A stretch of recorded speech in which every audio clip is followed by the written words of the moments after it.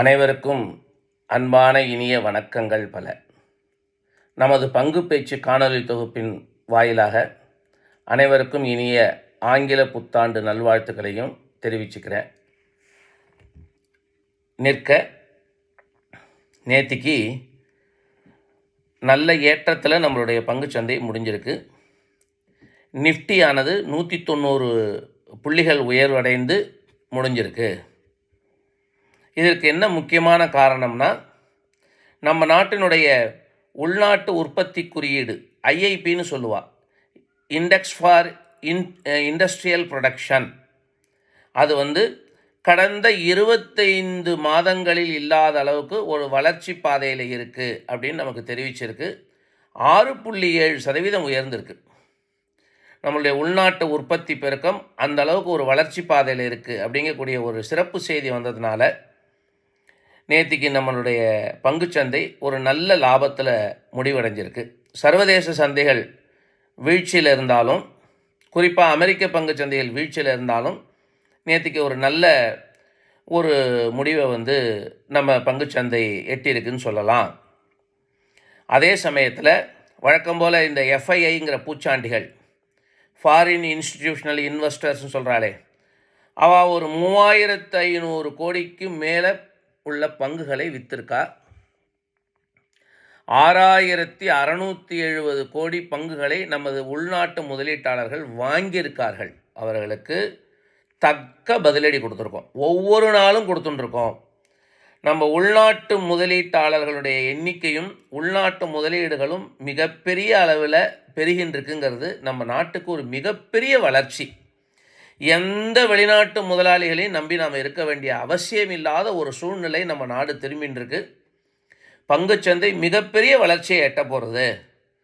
அதனுடைய அந்த சிம்டம்ஸ், அந்த அறிகுறிகள் தான் இப்போ நமக்கு நல்லா தெரியறது. அந்த வகையில் வெளிநாட்டு பூச்சாண்டிகள் நம்மளை பயமுறுத்தினாலும், வெளிநாட்டு பங்குச்சந்தைகள் சரிவோட முடிவடைஞ்சிருந்தாலும் நேற்றுக்கு இந்திய பங்குச்சந்தை அருமையான ஒரு வளர்ச்சியை கண்டிருக்கு. 190 புள்ளிகளுக்கு மேலே வளர்ந்து நிஃப்டி முடிவடைஞ்சிருக்கு. இந்த தாக்கம் இன்றைக்கும் இருக்குமா அப்படின்னு பார்த்தோம்னா வாய்ப்பு கொஞ்சம் கம்மி தான். என்ன காரணம்னா, இந்த உள்நாட்டு உற்பத்தி குறியீடுன்னு சொன்ன மூலியோ ஐஐபி இண்டெக்ஸ் அது ஏறின உடனே சில அறிவுஜீவிகள், நிஜமாகவே அறிவுஜீவிகள் தான், நான் கிண்டலாக சொல்லலை, சில அறிவாளிகள் என்ன சொல்கிறான்னா, உற்பத்தி குறியீடு அதிகமாகிருக்கு, ஆனால் ஏற்றுமதியானது ஒரு மந்த நிலையில் தான் இருக்குது. ஏற்றுமதி குறியீடும் அதிகமானால் மட்டும்தான் ஒரு ஸ்டெபிலிட்டி நமக்கு கிடைக்கும். அதனால் இந்த உள்நாட்டு உற்பத்தி குறியீடுங்கிற வளர்ச்சியை மட்டும் வச்சு நம்மளால் ஒரு முடிவுக்கு வர முடியாது. உற்பத்தியான பொருட்களெல்லாம் ஏற்றுமதியும் ஆகணும். அதுக்கு இன்னும் ஓரிரு மாதங்கள் ஆகும். அப்படி ஆனால் மட்டும்தான் இந்த உள்நாட்டு உற்பத்திங்கிற ஒரு வளர்ச்சி நிலையை நம்மளால் ஒப்புக்கொள்ள முடியும் அப்படின்னு சொல்லி அறிவாளிகள்லாம் சொல்லியிருக்கா, பொருளாதார நிபுணர்கள்லாம் சொல்லியிருக்கா. அது வரக்கூடிய காலங்கள் தான் நமக்கு அதுக்கான பதிலை சொல்லணும். அதனால் அதனுடைய தாக்கம், இந்த மாதிரி சொல்லிட்டாலோ இல்லையோ, ஒரு கிரிட்டிக்கல் பாயிண்ட் சொல்லிட்டாலோ இல்லையோ, அதனுடைய தாக்கம் இன்றைக்கி இருக்கலாம். உலகளாவிய பங்கு சந்தைகளுடைய தாக்கம் இன்றைக்கி இருக்கலாம். வெரி பர்டிகுலராக அமெரிக்க பங்கு சந்தையினுடைய தாக்கம் இன்றைக்கி இருக்கலாம். ஏன்னா இது அத்தனையும் சரிவில் முடிஞ்சிருக்கு. அப்படி ஒரு கால் சரிவில் முடிஞ்ச அதனுடைய தாக்கத்தினுடைய எதிரொலி இந்திய பங்கு சந்தையில் இருக்குமே ஆனால் 26,000 புள்ளிகள் வரை ஒரு குறைவான சரிவை இந்திய பங்கு சந்தை எதிர்நோக்குவதற்கான வாய்ப்பு இருக்குது. நிஃப்டி நல்ல ரெசிஸ்டன்ட் பாயிண்ட், அது நல்ல சப்போர்ட் பாயிண்ட். அது ஒரு கால் 26,000 கீழே வந்ததுன்னா 25,800, நிச்சயமாக 25,800 ஒரு ஸ்ட்ராங் சப்போர்ட் பாயிண்ட் நமக்கு. அதனால் அதுக்கு கீழே இறங்குவதற்கான வாய்ப்புகள் மிக மிக மிக மிக குறைவு. அதுபோல் மேலே எவ்வளோ தூரம் போகலாம் அப்படின்னா 26,234 ஒரு நல்ல ரெசிஸ்டன்ட் பாயிண்ட், அது வரைக்கும் போகிறதுக்கு வாய்ப்பு இருக்குது.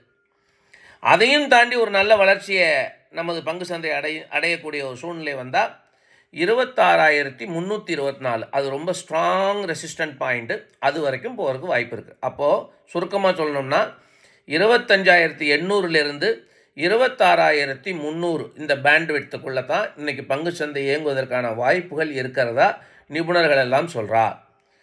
இந்த செய்திகளை பயன்படுத்தி முதலீட்டாளர்களும் ட்ரேடர்களும் பயன்பெற வேண்டுமாய் எல்லாமல்ல இறைவனை பிரார்த்தனை செய்து கொள்கிறேன்.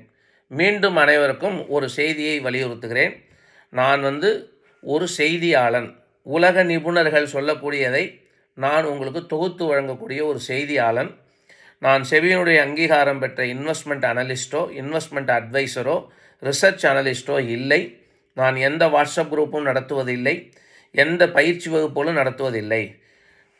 செய்திகளை தொகுத்து வழங்கக்கூடிய ஒரு தொகுப்பாளன் என்பதை கூறிக்கொண்டு அனைவருக்கும் இனிய ஆங்கில புத்தாண்டு வாழ்த்துக்களையும் கூறிக்கொண்டு நிறைவு செய்கிறேன். மீண்டும் நாளை சந்திப்போம். ஜெய் ஹிந்த்.